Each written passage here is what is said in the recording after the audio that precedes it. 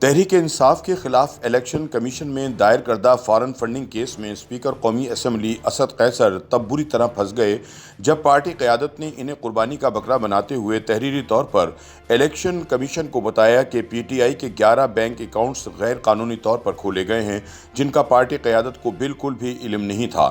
اکبر S Babar کی جانب سے دائر کردہ فارن فنڈنگ کیس میں تحریری جواب جمع کرواتے ہوئے پی ٹی آئی نے موقف اختیار کیا ہے کہ اسد قیصر، گورنر سندھ عمران اسماعیل اور گورنر خیبر پختونخوا شاہ فرمان سمیت کوئی بھی شخص پارٹی کی اجازت کے بغیر پارٹی کے نام پر اکاؤنٹس کھولنے کا مزاج نہیں تھا اور نہ ہی انہیں یہ حق حاصل تھا کہ وہ ان اکاؤنٹس کو چلاتے اور ان میں چندہ وصول کرتے۔ پی ٹی آئی کی جانب سے الیکشن کمیشن میں جمع کردہ جواب میں موقف اختیار کیا گیا ہے کہ پنجاب کے سینئر وزیر میاں محمود الرشید، پی ٹی آئی کے کراچی سے رکن قومی اسمبلی نجیب ہارون، رکن سندھ اسمبلی سمر علی خان اور سابق ایم پی اے سیما ضیاء کو بھی پارٹی کے نام پر بینک اکاؤنٹس کھولنے اور فنڈز اکٹھا کرنے کا کوئی حق نہیں تھا اور یہ عمل غیر قانونی تھا۔ اپنے تحریری جواب میں تحریک انصاف نے کئی اور سینئر پارٹی رہنماؤں اور ایم این ایز کو بھی غیر قانونی طور پر پی ٹی آئی کے نام پر بینک اکاؤنٹس کھولنے اور چلانے کا مورد الزام ٹھہرایا ہے۔ ان لوگوں میں سابق جنرل سیکرٹری پی ٹی آئی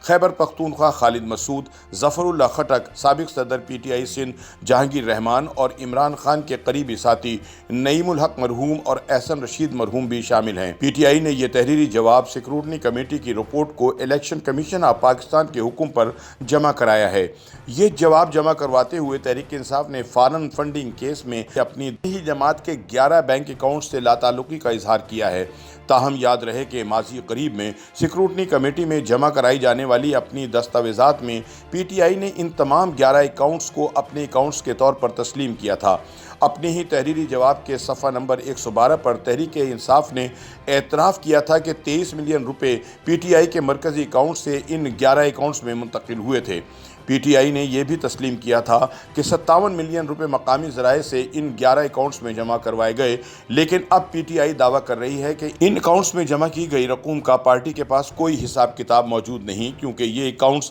اسد قیصر سمیت چند پارٹی رہنماؤں نے اپنے طور پر کوئی اجازت لیے بغیر کھولے تھے۔ دوسری جانب فارن فنڈنگ کیس کے پیٹیشنر اکبر بابر کا کہنا ہے کہ تحریک انصاف نے تحریری طور پر اسد قیصر اور عمران اسماعیل جیسے پارٹی رہنماؤں پر فرد جرم عائد کر دی ہے، جس کے بعد ان کا اپنے آئینی عہدوں پر برقرار رہنا ناممکن ہو گیا ہے۔ انہوں نے الیکشن کمیشن سے استدعا کی ہے کہ اس کا نوٹس لے اور ان تمام عہدیداروں سے جواب طلبی کرے۔ انہوں نے کہا کہ میں تو پہلے دن سے ہی یہ کہہ رہا تھا کہ پی ٹی آئی کا فارن فنڈنگ کیس پاکستان کی تاریخ کا سب سے بڑا فنڈنگ گھپلہ ہے، جس میں پی ٹی آئی چیئرمین سمیت تمام سینئر قیادت ملوث ہے اور اب بڑے اپنی جان چھڑوانے کے لیے چھوٹوں کو پھنسوا رہے ہیں۔